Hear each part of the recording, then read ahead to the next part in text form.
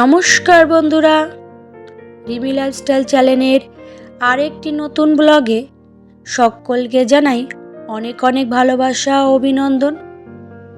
আশা করি দূরে কাছে যে যেখান থেকে ভিডিওটা দেখছো সকলে ভালো আছো, আর তোমাদের ভালোবাসায় আমিও খুব ভালো আছি।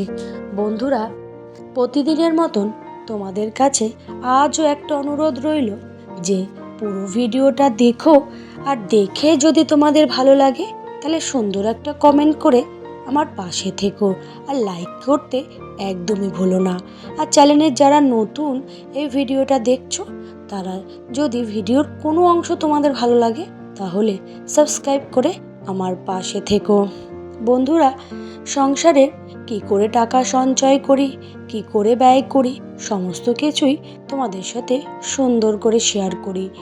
জানি হয়তো আমার এই উপায়গুলো তোমাদের যদি কোনো অংশে কাজে লাগে, তার জন্য আমার বুদ্ধি তোমাদের সাথে একটু একটু করে শেয়ার করি। হয়তো তোমরা আমার থেকে অনেক বুদ্ধিমান। জানি হয়তো অনেক সময় হয় কি জানো, পরিস্থিতি দেখে মানুষ ঠিক করে উঠতে পারে না সে কি কাজ করবে, কিভাবে সঞ্চয় করবে। তাই জন্যই আমি যেভাবে যেটুক সঞ্চয় করি তোমাদের সাথে সেইটুকুনি আমি সত্যি কথা বলতে শেয়ার করি। কারণ আমি ভাবি আমার দ্বারা যদি কারোর কোনো অংশ উপকৃত হয় তাহলে আমার কাছে অনেকটা খুশি, আমি তার সেই বিষয়টাতে খুব খুশি হব, সেই ভেবেই শেয়ার করি। এই যে হলো বন্ধুরা, আমি দুটো পয়সা জমিয়ে এই যে সোনার জিনিস কিনেছি। সংসারের যে খরচটা দেয় সেই খরচের অংশ থেকে আমি কিছু কিছু জমিয়ে আমার হাজবেন্ডের জন্য আংটি, আমার জন্য একটা কানের, আর এই মেয়ের জন্য একটা হীরের নাকের তৈরি করেছি। আমার যতটুকুনি সংসার খরচ দেয় সেখান থেকেই আমি বাঁচাই। আমার যে টিউশনির পর যে উপার্জন হয় সেই উপার্জনটা আমি জমিয়ে রেখে বড় কিছু ব্যবস্থা করি, বড় কিছু করার চেষ্টা করি।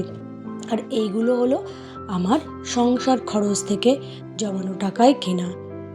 দেখো বন্ধুরা, কানের দুটো কিনেছি, একটা আংটি আর একটা হীরের নাকের। যাই হোক, যতটুকুনি পারি নিজে এই সংসারের খরচ থেকে একটু একটু করে বাঁচিয়ে রাখি। আমাদের একটা সপ্তাহে 700 টাকা দেয়, আর ওদের চাল ডাল তেল মশলা এটা পুরোটাই একবারে দিয়ে দেয়।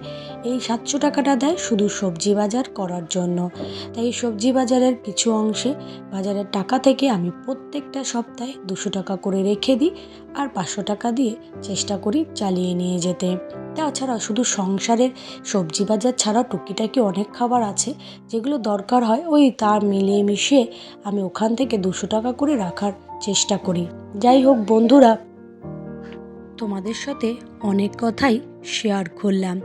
এই দেখো কয়েকটা কসমেটিক্স, ছেলে মেয়েদের সরস্বতী পুজোয় সেজেছিল, ছেলে মেয়ে না মেয়ে সেজেছিল, তাই ওইগুলোকে গুছিয়ে রাখছি। আবার আমিও একটু সেজে গুজেছিলাম, তার জন্য সমস্ত কিছু এলোমেলো হয়েছে, এগুলো রেখে দিচ্ছি। দিনে দিনে সোনার জিনিসের সাথে সাথে কসমেটিক্সেরও তো দাম বাড়ছে, তাই এগুলোকেও যত্ন করে রাখা দরকার, না হলে তো আর কিনে কুল পাবো না। আর এগুলো তো হচ্ছে গিয়ে কেনার কি বলবো, বেশি ভালো থাকে না বেশি ব্যবহার করা। তাই যদি একটু যত্ন করে রাখলে, যদি কসমেটিক্সগুলো যত্ন করে রাখা হয় তাহলে একটু খরচটা কম হয়। আরে সত্যি কথা বলতে যে করে পারি, যতটা পারি একটু খরচটা কম করারই চেষ্টা করি।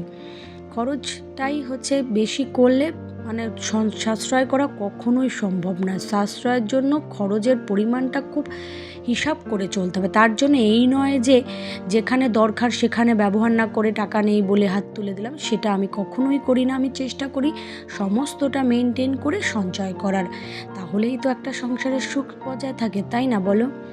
যাই হোক, আমার খুব ভালো লাগলো তোমাদের সাথে এই কথাগুলো বলতে। এই যে গাছগুলোতে একটু জল দিয়ে দিই, ওই মন্দিরের উপরে গাছগুলোতে আজকে আর জল দেওয়ার ভিডিও করা হয়নি, কারণ আমি যাইনি, সবসময় আমরা যাই না, একটু ভালো মন্দর ব্যাপার আছে সেই বুঝি আমরা যাই।